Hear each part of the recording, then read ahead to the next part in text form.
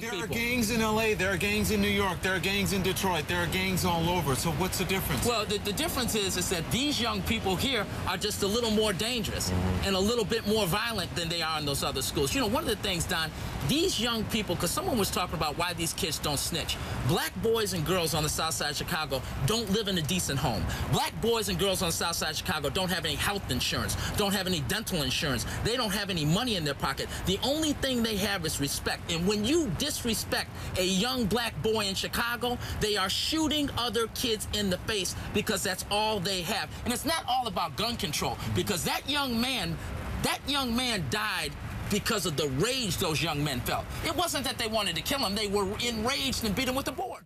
There's a lot of anger in our community. One of the things I tell people all the time is don't disrespect a young black boy because we don't have any money. We're not living where we want to live. We don't live in the environment we want to live in. We don't have anything but respect. And as soon as you take that from us, we're going to go kill somebody. Age 20 and under, 84. Victims age 18 and under, 54. Victims age 16 and under, 29. Victims age 10 and under, 9. Number of murders in the week of the 23rd to the 29th September, 14. Think about that.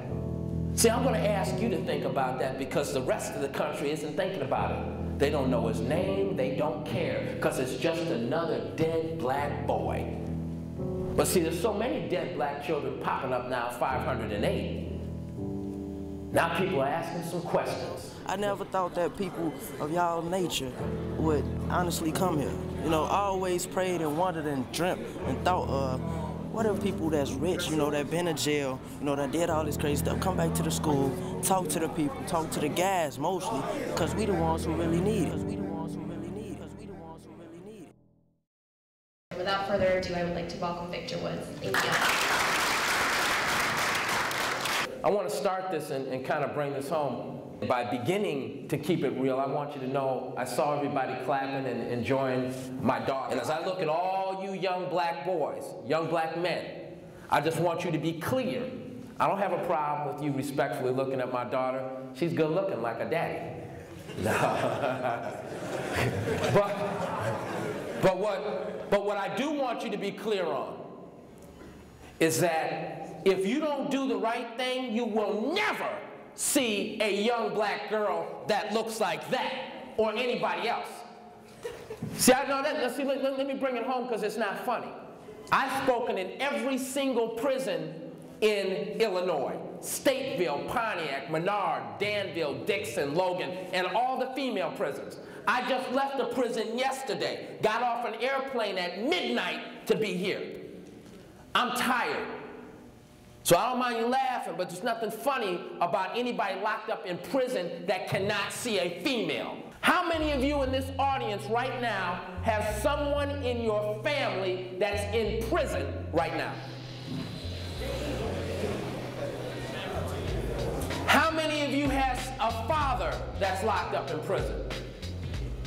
How many of you have a mother that's locked up in prison?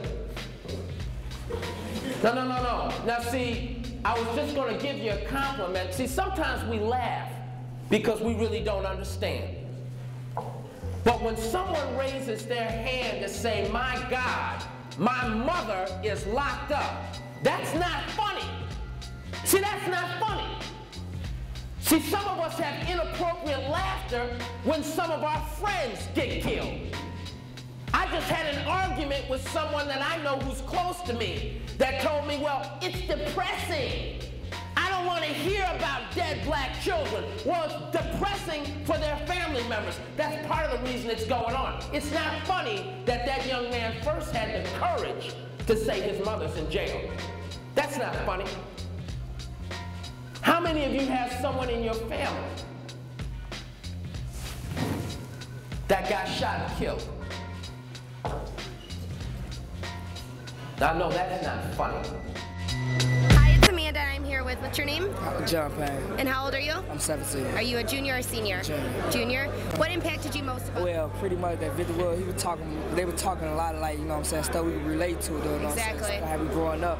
And like, I was like feeling him, because he was talking most like, he was like, he seemed like he was me in Yeah. words. I'm saying, he got to me a lot, though, you know what I'm saying. They were talking about real stuff. He wasn't talking down to you. No, I like him a And lot. they really do care, and they have that caring attitude. So do you feel like you're going to be able to do stuff in your life now after you've seen this and push forward? Yeah, it's a lot, you know what I'm saying? And it seems like they can help us a lot, though, you know what I'm saying? Yeah. They talk. They're here and they care. See, Al Gore walked around and talked about an inconvenient truth about the weather. Telling people we need to shower less and run our air conditioning less and use less gasoline. But there's an inconvenient truth about young black boys. There's an article here in the Sun-Times and it says 508 kids shot in 16 months. 508 kids shot. Now see, people really don't want to to hear the answer to why this is going on. They don't want that answer. They don't want to come into Robeson High School or a lot of high schools and ask the real questions.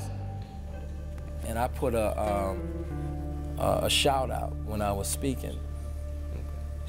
Well, you heard me. If somebody's involved in gang activity, is in an organization, is trying to get out or looking for a different way, come see me. And out of all these brothers, I know that you're not the only person in here that has some kind of connection, just like I did. But you're the only person that was man enough and had the courage enough to come see me after this thing. And so I appreciate that, because this is what it's all about. I felt that the program, it helped me a lot. Made me come out more, talk to people who's older than me that know more than me, so that's all I got to say. Some of you got some adult problems. See, I don't come in here and talk down to you because I understand. I've been going into the juvenile detention center in Chicago for 12 years, over a decade, speaking up for you. I'm the guy on the street that says there are no gangbangers. See, somebody's going to miss the boat and say that the reason that 508 kids died in Chicago is because of gangbangers. There are no gangbangers. Just young black men who have lost their way.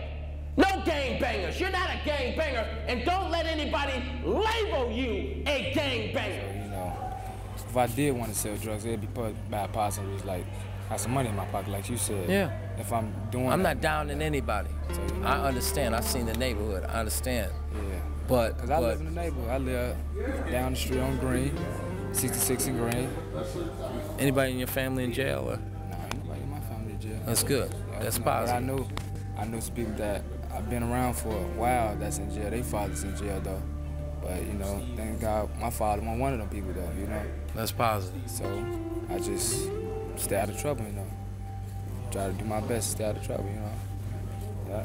Thank you. No problem. Now get to class.